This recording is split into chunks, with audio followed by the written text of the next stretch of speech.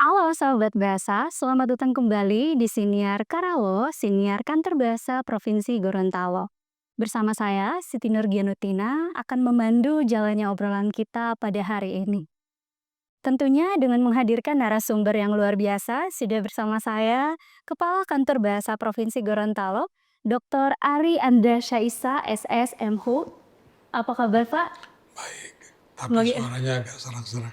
Iya, nggak apa-apa ya. Bagaimana? Masih sehat untuk Masih sehat. berbicara? Ya, dan tentu saja ada juga narasumber kita, Kepala Ombudsman RI Perwakilan Gorontalo, Muslimin B. Putra Esos MM. Bagaimana kabarnya Bapak? Kabar baik, Mbak. Alhamdulillah. Ini saya Alhamdulillah. panggilnya apa ya? Pak Muslimin. Boleh Pak Mus, Iya, boleh juga baik. Om Kumis ya. Pak Muslimin dan Pak Ari ya. Tentunya pada kesempatan kali ini kita akan membicarakan topik hangat terkait pengawasan penggunaan bahasa Indonesia di Provinsi Gorontalo. Sahabat bahasa, penggunaan Indonesia yang baik dan benar di lanskap maupun dokumen resmi lembaga ini merupakan cerminan sikap bahasa pada masyarakat. Dalam hal itu bahasa negara, bahasa Indonesia sebagai sarana berpikir dalam mewujudkan eksistensi bangsa, identitas nasional, serta persatuan Indonesia dalam kehidupan. Tentu saja ini selaras dengan Peraturan Menteri Pendidikan Dasar dan Menengah RI Nomor 2 Tahun 2025 tentang pedoman pengawasan penggunaan bahasa Indonesia yang diterbitkan. Jadi dalam obrolan kita kali ini nih Pak, kita melihat bahwa bahasa Indonesia di ruang publik sudah digunakan tapi masih banyak masyarakat yang kurang menyadari penulisan-penulisan bahasa Indonesia di ruang publik itu ternyata ada yang keliru atau pengucapannya yang ternyata tidak sesuai. Nah, langsung saja kita akan mengobrol seru dengan narasumber kita. Pak Ari, bagaimana agar masyarakat ini bisa teredukasi untuk belajar memahami pengutamaan bahasa Indonesia melalui lembaga? Ya, maaf ini saya disclaimer dulu kalau suara saya sedang tidak baik ya. Tapi saya berusaha untuk menjawab. Nah, dalam kaitannya kami selaku lembaga yang mengurusi penggunaan bahasa Indonesia yang baik dan benar, terutama di lingkungan Lenskap dan Tata Naskah Dinas, kami berupaya untuk memberikan informasi-informasi tentang kebahasaan, baik itu penggunaan bahasa yang baik itu penggunaan bahasa yang lisan maupun tulis. Nah, kebanyakan yang sudah kami lakukan itu adalah memberikan informasi baik itu melalui media-media sosial tentang penggunaan bahasa Indonesia yang baik dan benar, baku dan tidak baku yang digunakan di dalam naskah dinas ataupun di dalam ruang publik. Nah, contoh yang paling mendasar dan paling sering kita lihat itu adalah penggunaan bahasa Indonesia di lanskap atau di signboard. Banyak sekali bahasa Indonesia yang bercampur dengan bahasa daerah, bahasa asing. Nah, dalam proses itu tentu bahasa asing ini sangat mendominasi sehingga sulit untuk membedakan mana kosakata bahasa asing dan bahasa Indonesia dan mana pula yang menjadi ciri khas jati diri bangsa Indonesia. Karena di dalam penggunaan bahasa Indonesia itu di lanskap ini tentu sangat menganggar peraturan pemerintah, terutama Undang-Undang Nomor 24 Tahun 2009 dan juga Peraturan Presiden Nomor 63 Tahun 2019. Karena penggunaan bahasa wajib diterapkan di dalam ruang publik dan juga dalam naskah dinas. Seperti itu. Ya, tentu saja penggunaan bahasa Indonesia di ruang publik ini menjadi sangat positif jika kita menerapkannya dengan sangat baik, terutama pada lembaga pendidikan, lembaga swasta. Ini akan memengaruhi kepada masyarakat Indonesia lebih terdorong lagi menggunakan bahasa Indonesia. Nah, menurut Pak Muslimin sendiri, sebagai badan pengawasan, apakah bagaimana agar masyarakat ini bisa teredukasi untuk belajar memahami pengutamaan bahasa Indonesia jika dilihat menurut pandangan Bapak? Apakah proses sosialisasi penggunaan bahasa yang tidak benar? Kita sudah sering mendengar atau menonton barangkali acara-acara televisi yang dikelola oleh Badan Pembinaan Bahasa, dan kita adalah salah satu wahana dalam rangka sosialisasi penggunaan bahasa Indonesia yang baik dan benar. Nah, terkait dengan tugas saya sebagai pengawas pelayanan publik, dalam pasal 30 Undang-Undang Nomor 24 2009 tentang bahasa, itu disebutkan bahwa bahasa Indonesia wajib digunakan dalam pelayanan publik di seluruh Indonesia. Hal ini menjadi dasar bagi kami untuk bisa melakukan supervisi kepada instansi pelayanan publik, baik yang menyelenggarakan pemerintah pusat di daerah maupun pemerintah daerah, termasuk pemerintahan desa. Jadi ada 3 tingkatan sekarang di desa pemerintahan yang menyelenggarakan pelayanan publik. Kami akan bersinergi dengan Kantor Bahasa terkait dengan 2 tugas utama. Tugas terkait dengan penggunaan bahasa Indonesia di dokumen negara dan tugas negara dalam kaitannya dengan penggunaan bahasa Indonesia di ruang publik. Dan ini sudah ada jelas dalam Undang-Undang Nomor 24. Maka menjadi tugas Ombudsman juga sebagai salah satu lembaga negara untuk menjadi terdepan dalam mengangkat atau memartabatkan bahasa Indonesia. Karena kita sebagai bangsa yang pernah terjajah, menganggap bahwa bahasa Indonesia ini bahasa kedua. Padahal kita perlu memartabatkan bahasa Indonesia menjadi bahasa yang pertama. Makanya benar Perigatra Bahasa ini mengutamakan bahasa Indonesia, kuasai bahasa asing, dan lestarikan bahasa daerah.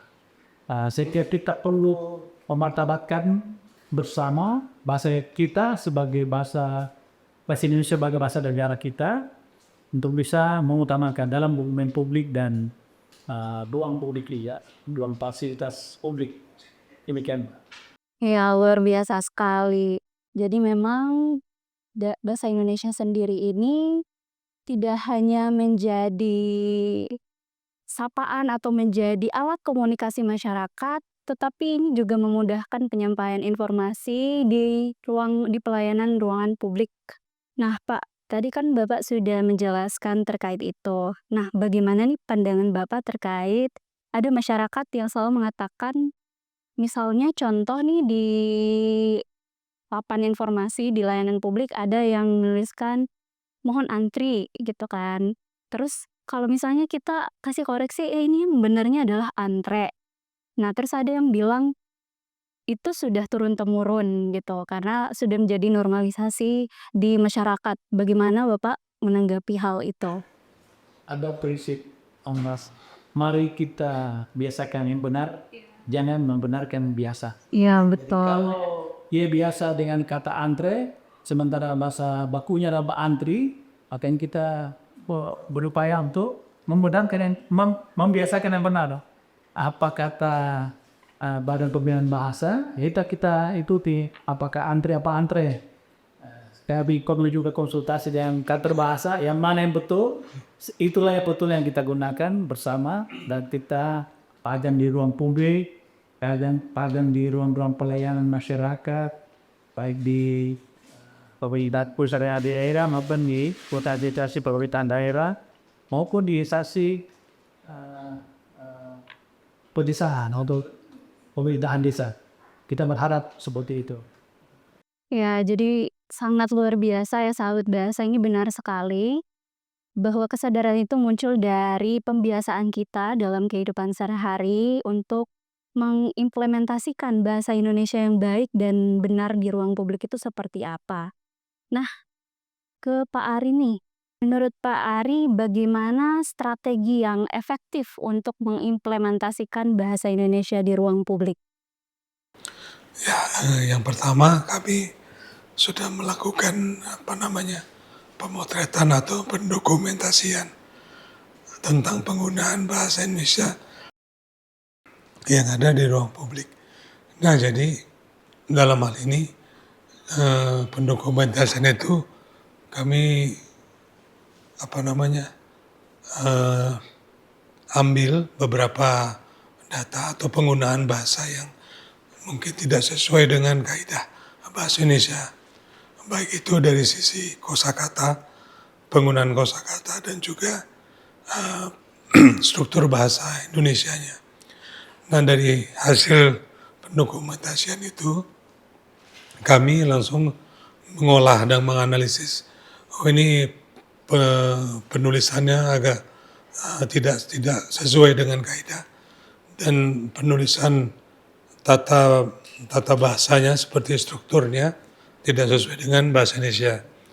Nah, itu upaya kami lakukan selama ini.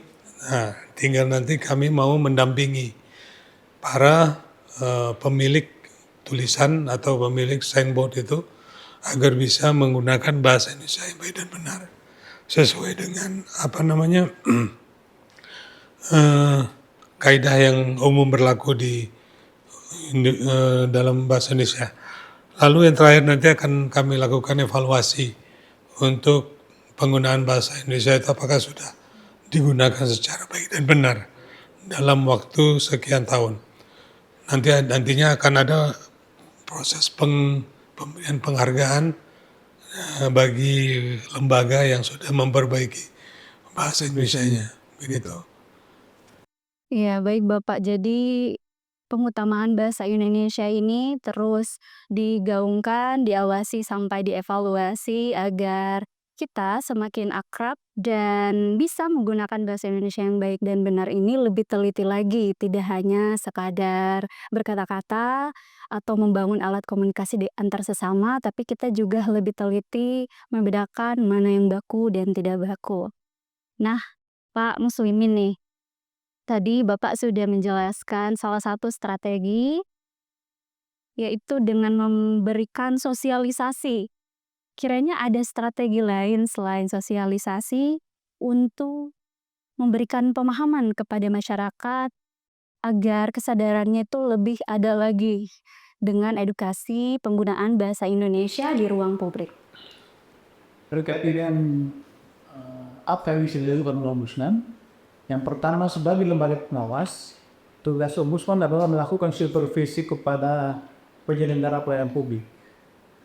Tugas ini yang menjadi penting bagi Ombudsman untuk memastikan bahwa dokumen negara sudah sesuai dengan atau belum sesuai dengan atau tidak sesuai. Jadi ada 3 kategori nantinya, mungkin perlu diklarifikasi atau perlu diklasterisasi jika menilai bandar ini terkait dengan kepedulian atas penggunaan bahasa Indonesia yang baik dan benar atau bahasa baku yang baik dan benar. Perlu kita klasifikasikan apakah dia menggunakan bahasa Indonesia baik dan benar sesuai dengan tingkatan kepatuhannya. Jadi mungkin perlu kita lakukan itu kepatuhan terhadap penggunaan bahasa Indonesia. Apakah ini zona hijau, berarti kepatuhannya sudah tinggi terhadap penggunaan bahasa Indonesia. Ada kepatuhannya masih sedang, berarti sebagian sudah terpenuhi atau sebagian belum terpenuhi. Dan kepatuhannya rendah, misalnya standarnya masih minimal sekali. Itu perlu diklasterisasi gitu, Pak. Bisa, Pak. Jadi kita perlu melakukan supervisi terkait dengan penggunaan bahasa Indonesia di ruang publik dan dokumen negara. Terkait dengan ruang publik ini juga perlu kita klasterisasi juga. Apakah seluruh desain menggunakan struktur bahasa Indonesia atau bahasa asing? Karena temuan dari presentasi dari Pak Kepala tadi menunjukkan bahwa bahasa Indonesia digunakan di ruang publik, tapi masih strukturnya bahasa asing. Nah, sehingga perlu dilakukan pendampingan agar sesuai dengan struktur bahasa Indonesia. Meskipun bahasa sudah menggunakan bahasa Indonesia ataupun juga menggunakan struktur bahasa Indonesia. Demikian dalam diri.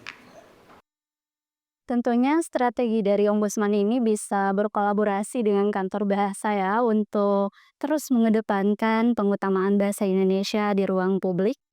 Nah, ke Pak Ari, menurut Pak Ari nih, kira-kira ada dampak yang paling buruk gitu kalau misalnya kita ternyata lebih sering menggunakan bahasa asing tanpa sadar, karena sekarang ini kadang kita tidak sadar kalau ini adalah bahasa asing, misal seperti di download itu kan sebenarnya bahasa asing ya, tapi karena keseringan kita mendengar kosakata ini, kita mengira ini adalah bahasa Indonesia.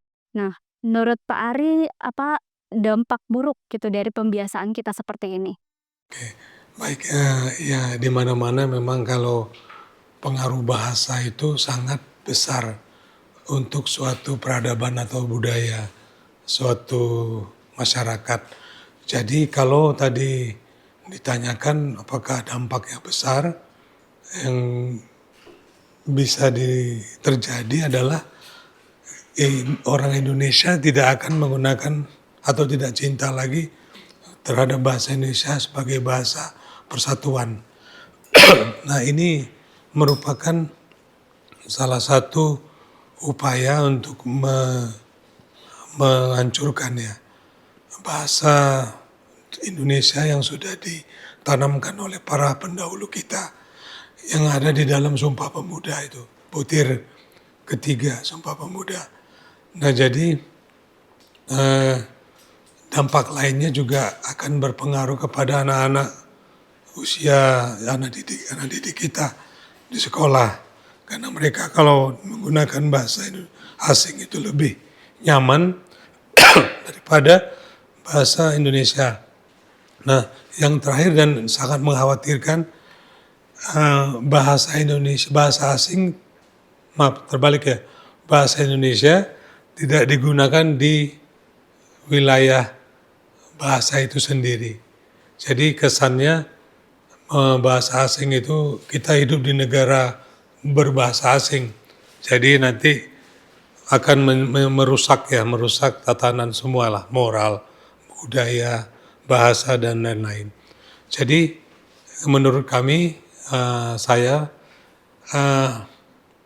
harapan Kantor Bahasa Provinsi Gorontalo dan Ombudsman RI Provinsi Gorontalo kepada lembaga-lembaga dan di Provinsi Gorontalo untuk tetap menertibkan penggunaan bahasa Indonesia di lanskap dan dokumen resmi. Nah, ini juga kami sangat berterima kasih dengan melibatkan Ombudsman selaku mitra untuk menertibkan atau mendukung ya, dan juga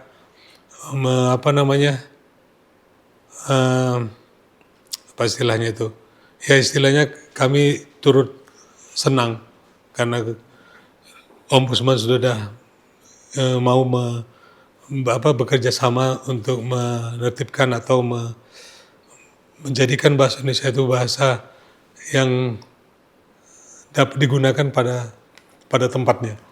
Terima kasih. Ya, terima kasih Pak Ari. Nah, satu pertanyaan terakhir ya.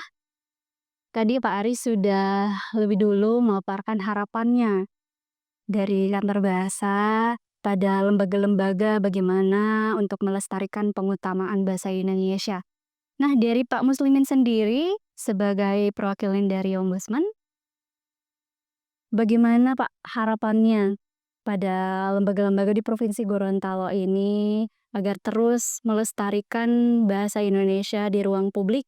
Ini tidak hanya juga kepada anak muda, tapi ini berlaku untuk kita semua, kalangan masyarakat Indonesia, agar terus memegang kedaulatan bahasa Indonesia tetap menjadi nomor satu, menjadi bahasa persatuan yang harus kita gaungkan. Bagaimana Pak?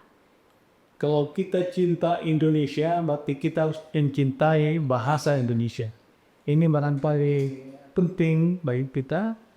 Kita biasa jawab dengan NKRI harga mati, maka bahasa Indonesia adalah harga mati. Meskipun kita menguasai bahasa asing, menguasai bahasa asing berbagai negara, tapi kita jangan melupakan bahasa ibu kita, bahasa Indonesia.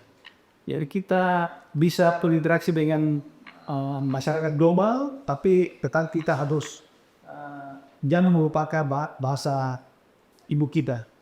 Saya punya keluarga di Amerika, saya menitipkan agar anak-anaknya jangan dilupakan untuk mempelajari bahasa Indonesia. Karena bahasa Indonesia ini adalah bahasa ibu. Jadi ketika dia pulang kampung, dia tidak merasa gegar budaya, tidak mengalami alienasi karena keluarganya ada di Indonesia, tapi dia tidak menguasai bahasa Indonesia. Jadi saya mau harap boleh kita menguasai bahasa asing, tapi kita harus mengutamakan bahasa Indonesia. Demikian juga kita boleh berinteraksi dengan masyarakat global, tapi tetap kita harus menguasai bahasa Indonesia. Kini puji pergaulan internasional untuk kita saat ini. Ya, Masya Allah ya, ini menjadi penutup yang sangat hangat ya pada perbincangan kita kali ini. Terima kasih Pak Muslimin, terima kasih Pak Ari sudah mengisi obrolan kita siang hari ini.